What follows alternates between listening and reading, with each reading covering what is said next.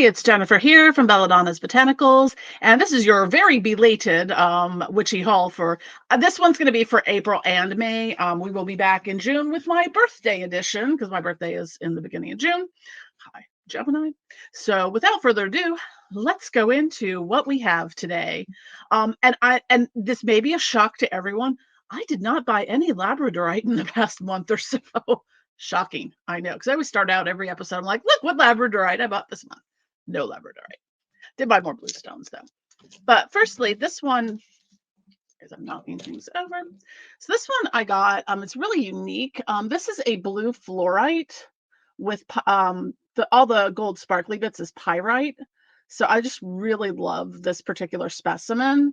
I like fluorite a lot. It's really great for like anxiety, stress relief. It's very grounding. It's also one because of it, the blue fluorite specifically, because it's associated with your throat chakra. And as trends show, I've been buying a lot of blue stones lately. So I guess need something with my throat chakra. But yeah, fluorite for me, that's one that I like for stress relief, for grounding stuff. So next up in our blue stone, I have a ton of Lapis Lazuli. I just like these two pieces. Sometimes when I find something that just has like a unique coloration to it or unique pattern, I like these two just because of the brilliance of the blue. And just to talk about Lapis Lazuli for a minute, right now, this actually started probably a couple years ago. Most of the major Lapis Lazuli lines are in Afghanistan. So a lot of places now are getting either Brazilian lapis, because if you're buying Afghanistan lapis, you're basically supporting the Taliban,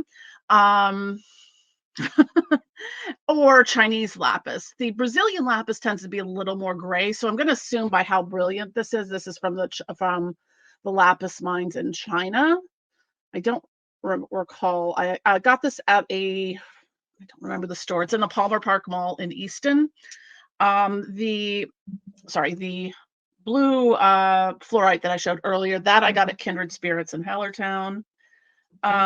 These I think I got these at that place, and I don't remember the name. It's just a little crystal shop in the Palmer Park Mall.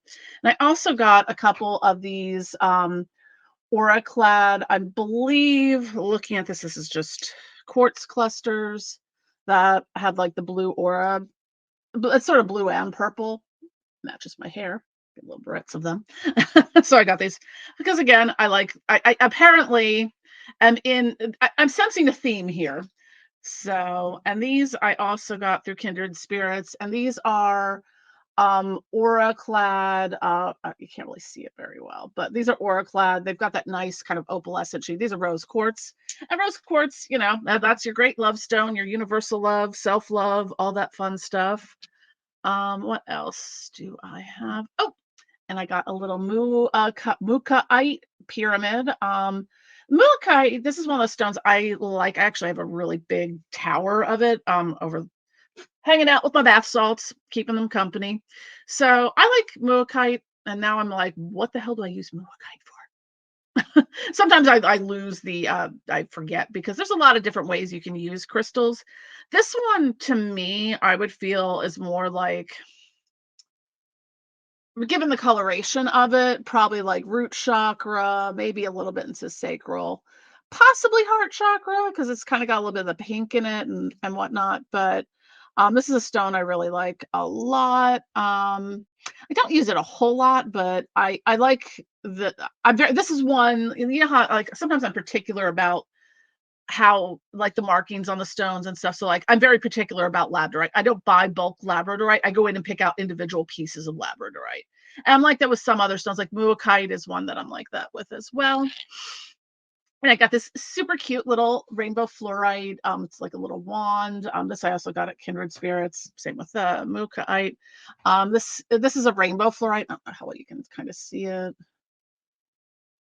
It's a little blurry, but it's a little rose on the thing. I also would think it would be cute to just kind of like weave it through your hair and stick it in like a little hairpin, or you can use it as like a little wand. I did not buy a whole lot of crystals. This episode is going to be very heavy on the books, so Lastly, I did not catch the name of the vendor, but this is a pretty, I think it's resin. This is just a necklace I got. Nah, there we go. Hey, pretty. And with that note, I'm going to put it on.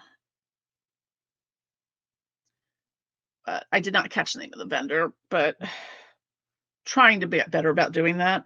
And I picked up, I don't remember where I got this at, but I have a lot of these little like evil eye things around the house. This one, I'm just gonna go back into its place. They're part of my protection and warding and stuff. So let's move on. I made a new friend. This is my new friend. I haven't named him yet. I was thinking with going the Eddie motif because I like Iron Maiden. This is from, I got this last weekend, Corpsed Creations. They do all kinds of, they're obviously not real skeletons, but they do all kinds of things like this. It's sort of like, I think he said their booth was next to mine at an event, that there's like a plastic mold underneath it, and then they do all this stuff to it to kind of make it look spooky. And this one lights up. He's my new friend. I don't know where to put my new friend. New friend's going to hang out on top of my printer for now. He's going to fall over. Okay, we're going to stick you over there. That's a little flatter. Okay. So I also, I've shown candles I've gotten before from Lotus and Moon. This is a grounded and centered camera. Talking about candle. It's a candle, Jen. So this is cardamom, patchouli, teak wood with hematite, petrified wood, smoky quartz, and tiger's eye. So smells very lovely. I did have one other candle from this vendor. I just have since used it because I've been trying to record this video all month. So next we are going to, and I forgot that in the living room. Damn it. All right. Well, I'll have to run out and grab that. So pause. So this is my Valefor medallion from Goetic Impressions. I'm in the process right now of finishing up my path working with Marbus. So I'll be working with Valefor next. And speaking of Goetia, I got this particular Goetia Tarot in Darkness. This is one of the low Scarabo ones. And it's a deck by Fabio Listrani. So I have the other, like the occult tarot and the Daemon tarot. Kind of the same principle. I just like the artwork on it. So this is just, I haven't really gone thoroughly through. Obviously, this is card number 1, so it would be King by L. So I might incorporate these into some of my path working as I'm going through the Goetic spirits. So I've got like Marbus. It's almost got like an H.R. Geiger kind of feel to it. Not as mechanical, but that sort of really beautiful. They're all like, wow, that is really, really pretty. It's a really beautiful deck. I mean, the card quality is great. I mean, the Scarabo are, they're legit as far as tarot decks go. I always recommend make sure you are getting the authentic versions of these. There are a lot of knockoffs. If they come in little tiny packs and don't have books or art or anything in there, it's chances are you're getting some cheap Chinese manufactured crap knockoff that did not come from the actual artists themselves. So, or the company or whatever. So buyer beware, because it might be cheaper, not better. The card quality is often meh, and So next, we are going to go into our books, and we got a lot of books this time. So this one I got for reference. It's the Pocket Guide to Spirit Animals by Dr. Stephen Farmer. I got this just to have on hand because I do have a particular type of reading, which is like identifying plant, spirit, and animal allies for people to work with. So I kind of got this just as a literal pocket guide. Just to have on hand. I am now, let's see, we'll go into Practical Alchemy. This just arrived by Brian Cotnoir. I'm feeling like I'm going to be taking a deep dive into alchemy. Like there's like the foundational alchemy and stuff. So I really want to, that's kind of where I'm leaning towards yay, Jen must learn all the things this year. So I'm going to be doing that hopefully at some point, and maybe won't blow up. I also picked up the Heptameron, or Magical Elements. So it's a short book, but I just like having things. I'm just that I'm a giant nerd. I mean, I need to know all the things. I need to read all the things and understand them better. And next, I have Qabbalistic Concepts by William G. Gray. Um, it's on my big list of things to do, is to kind of work through the not only the Kabbalistic tree of life, but also the Qliphothic tree of death. So that's kind of all my thing. But like, again, I'm one of those people. I can't work I can't get my brain to start doing the Qliphoth unless I understand the Kabbalistic concepts first. So that's kind of another aspect. I don't know if that's going to happen this year. That may be a later gen project. And the rest of the books are all from S. Connolly. I went on a little bit of a kick this past few months. So I've actually read this before, Lake of Fire. This is about, it's a Demonolater's guide to ascension. So it's a lot about like what in Demonolatry, ascension is basically kind of like your deep meditation, astral travel, that sort of thing. So it's a lot about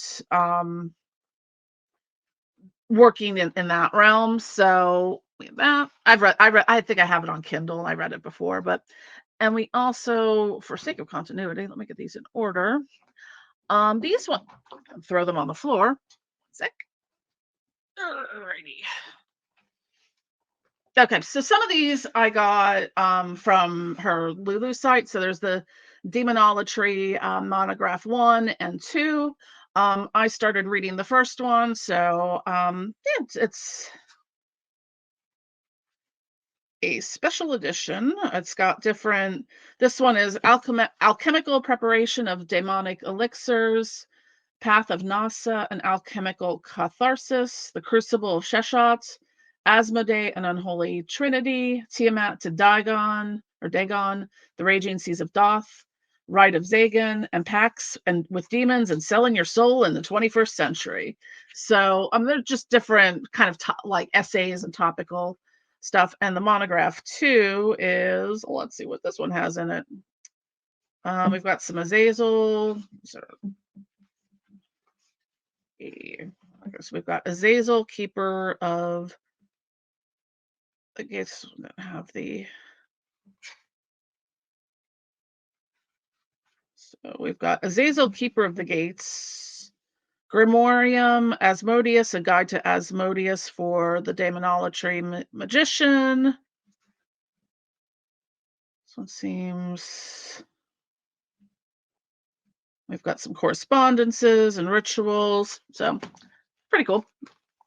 Okay, well, this one's technically not by S. Connolly, but it's from her publishing company. This is from M. Delaney. You'll see often when you're reading through her work that there are references to like the Delaney family grimoires. This is one of the books, Sanctus Quattuordecim. Did the best I could. And that's by M. Delaney. So I have not started this yet, but it's parts of family grimoires dating back to 1849. And it's got a lot of different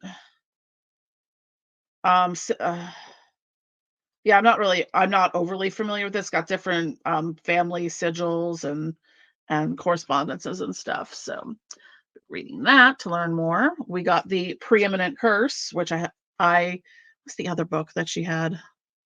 Curses, Hexes, and Crossing. So we often joke that she writes the manual on how to curse people, and I sell you the weapons of destruction. So the Preeminent Curse, that's another one. I never know how to pronounce this word, but this is the Infernal Colopatiron. I would say Patreon, but Colopatiron. I don't know. A manual of Daemonic theophany. So it's a lot about like gate opening. I just passed by. So there's a lot of different things in here. This has got some of the Heptameron in here. And then as I'm making a book landslide and just another thing. I did also pick up the Demonolater's Guide to Daemonic Magic. That's S. Connolly with Brid Delaney and Valerie Corbin. So I've started reading this one a little bit. I mean, I love her work, and there's just so much in it. So this is a really this is great. And lastly, this one I got from her Lulu, and this is basically just a sigil and N. Like I think it's listed as an altar book. So you have all your ends because can't remember stuff. It's kind of broken down in here with the sigils and ends. You've got the Ducante hierarchy, Goetia, Obs. Also have some Kemetic, which would be like your Egyptian and the Greco-Roman ends. And then you go into like all the sigils and stuff like that from the Ducante. You have the Ducante sigils, which are very different than the, say, traditional like Goetic seals and sigils. Actually, some of these might even be different than that. But anyways, so this is just kind of like a reference point for me. Actually, one of the things I am going to be doing with this. So you remember how I talk about in numerous videos, I have all these old grimoires and journals where I have these just automatic writing, sigil things in them. And it didn't occur to me because I've looked at, like, I've tried to figure out for a long time what some of the stuff is. It never occurred to me like, maybe some of these are the Ducante sigil, the Ducante sigils are from the Ducante family hierarchies.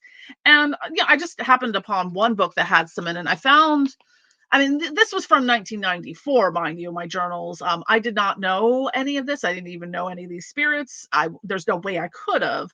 But, I did find, at least on one page, I think it was Beelzebub and maybe Mammon's sigil and a couple others like Svengali and possibly one of the Lucifer ones from the Ducante, not the traditional one that we all use on everything. So I think that's mostly let me look at my little list here. Did I get through everything? Yes, I did. So yeah, this is kind of going to be my for the month. There won't be one coming. Maybe I will record the June one at the end of May. But yeah, this is kind of my little where I'm at with the Witchy Hall stuff, and this will be your April and May, April and May, because I know order of operations. But thank you for watching. Don't forget to click like and subscribe. Be sure to sign up for our e-newsletter and click the notification bell because algorithms suck. And if you really love us, consider becoming a member of our channel, our Patreon. We have various support tiers from like $1 a month to like $10 a month right now. So anyways, thank you. Bye.